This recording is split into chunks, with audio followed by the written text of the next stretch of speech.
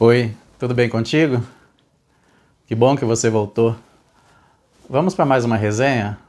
Vocês devem ter acompanhado o noticiário esses dias e viu que os animais estiveram presentes no noticiário. Primeiro foi a Ema, que bicou o presidente da República. Depois nós tivemos a serpente, que picou o playboy, que estava contrabandeando animais. E ela acabou salvando mais de 16 cobras.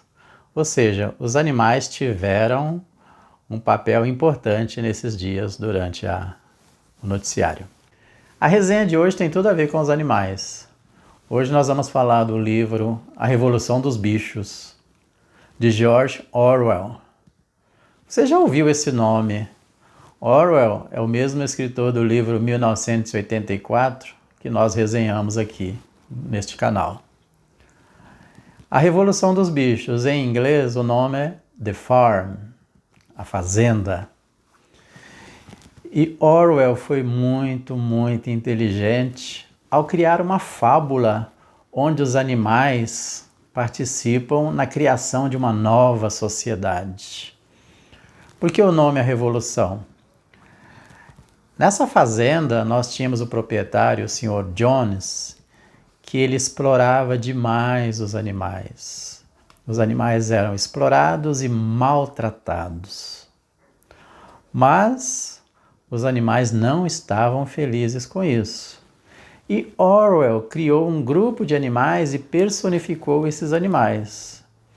Então nós temos os porcos, os cavalos, as ovelhas, os cachorros, que são os principais personagens dessa história. Mas vamos destacar aqui a presença dos porcos. Tá? A história começa quando um porco ancião, velho, já prestes a morrer, ele começa a perceber que os animais são muito explorados e que isso não pode ser aceito. O nome do porco é Major e ele percebe que os animais são muito explorados e maltratados e que deveriam mudar esta situação. E ele convoca os animais para uma reunião. Então, em uma noite, enquanto o Sr. Jones está dormindo, todos os animais vão para o celeiro para ouvir o que o Major tem a dizer naquela reunião. E os animais vão até contentes, porque afinal, não é todo dia que você é convidado para uma reunião. Então todos os animais se dirigem ao celeiro. E lá no canto está o velho porco Major se preparando para fazer o seu discurso. E os porcos tomam a dianteira, fica bem próximo do Major para ouvir melhor o que o Major tem a expor. E é nesse momento que você começa a perceber a sabedoria de George Orwell, quando ele personifica os porcos como os líderes. E o Major então começa a discursar e diz que os animais não podem aceitar serem explorados e maltratados pelo Sr. Jones. E eles resolvem que eles não iriam admitir mais isso. E o Major faz um belo discurso falando de camaradagem, de amizade, de uma sociedade onde todos seriam iguais, onde todos seriam bem tratados, alimentados e trabalhariam para a sua subsistência sem ser explorados. E os animais ficam muito eufóricos com o discurso do Major. E os animais ficam muito felizes e começam a gritar e a fazer barulho e a ovacionar. E por causa do barulho, o Sr. Jones acaba acordando, vai até o celeiro, vê todos os animais no celeiro e ele resolve tentar castigar os animais e fazer com que eles voltem para os seus locais. Mas dessa vez os animais não aceitam, todos os animais vão para cima dele.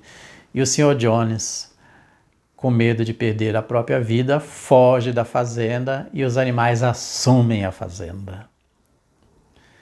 E aí nós vemos o lado político do livro, porque esse livro foi escrito no período pós-guerra, na Segunda Guerra Mundial, na época em que Stalin era um ditador na União Soviética. O livro, inclusive, foi proibido em vários países porque o livro mostrava descaradamente que se tratava de uma referência à ditadura na União Soviética. Mas, na verdade, esse livro ele tem mais a ver com o mundo e todas as sociedades do que especificamente com a sociedade da União Soviética. Por quê? Porque agora os animais vão assumir a fazenda. O Sr. Jones fugiu e os animais agora vão assumir a fazenda. E naturalmente eles precisam de uma liderança. E quem vai liderar? São os porcos, porque os porcos eram conhecidos como os mais inteligentes da fazenda. Então eles tornam-se os líderes. Inclusive estava indo tudo muito bem, mas o major acaba morrendo de velhice e assume um novo líder, que é o porco Napoleão. E o porco Napoleão, ajudados pelos demais porcos, começam a administrar a fazenda, porque afinal a fazenda tinha que continuar produzindo os alimentos, mas dessa vez sem a presença dos seres humanos. Orwell foi muito inteligente quando ele coloca os porcos como os animais líderes, mas agora o porco Napoleão percebe que a fazenda pode ser muito mais produtiva. Afinal, ele é um porco inteligente e ele sabe que eles conseguem produzir mais e até comercializar com as outras fazendas para aumentar a produtividade. E dessa forma, os porcos começam a fazer com que os animais trabalhem muito. E os animais começam agora a trabalhar mais do que trabalhavam sob o domínio do Sr. Jones. Vamos fazer uma pausa aqui. Vamos agora para a nossa sociedade humana, né? Quantas vezes você já elegeu alguém, né? Quantas vezes você já elegeu alguém que tinha aquele discurso de que ao ser eleito iria fazer o bem para a nossa sociedade? Mas ao chegar ao poder, você percebe que ao chegar ao poder, ele também torna-se um explorador. E vamos lembrar agora das ovelhas. Quem é as ovelhas? As ovelhas são os animais mais burros que aparecem na fazenda. Porque as ovelhas simplesmente servem para dar a lã ou servir de comida e para mais nada. E o que as ovelhas fazem o tempo todo? Elas simplesmente bé, bé. Vamos traduzir? Amém, amém. As ovelhas representam o nosso povo trabalhador. Aquele povo que trabalha, trabalha, trabalha e simplesmente diz amém. E quando os poderosos chegam ao poder, eles cortam a nossa aposentadoria. E o que nós falamos? Amém. E os poderosos aumentam o valor da nossa contribuição social. E o que nós falamos? Amém. Então, as ovelhas representam muito bem essa sociedade oprimida que aceita tudo. Porque aceita, porque os porcos são mais inteligentes. E se eles são inteligentes, então eles sabem o que é melhor para nós. É nós trabalharmos mais, trabalharmos até morrer. E o que nós falamos? Amém. E a fazenda, então, agora começa a ser administrada pelos porcos. E você sabe que quando um líder chega ao poder, ele quer se manter ao poder. Então os porcos criam as leis. Na verdade, são criadas 7 leis que vão administrar aquela sociedade. Entre elas, por exemplo, qualquer ser de 4 pernas ou asas é amigo. Qualquer ser de 2 pernas é inimigo, referindo-se aos seres humanos. Entre essas leis nós temos também: nenhum animal beberá álcool. Depois nós temos: nenhum animal dormirá em camas.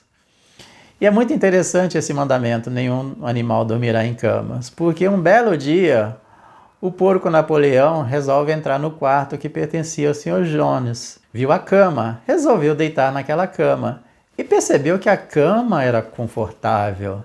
E ele falou: não, eu vou dormir na cama. Mas como ele vai dormir na cama se um dos mandamentos era nenhum animal dormirá em cama? Aí o que ele faz? ele altera o mandamento e coloca: nenhum animal dormirá em cama com lençóis. E é exatamente o que os poderosos fazem aqui no nosso país, né? Eles mudam a lei para melhorar a sua permanência no poder.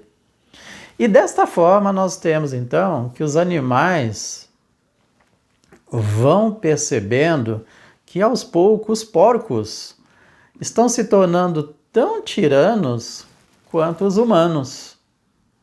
E é isso que o Orwell mostra na nossa sociedade.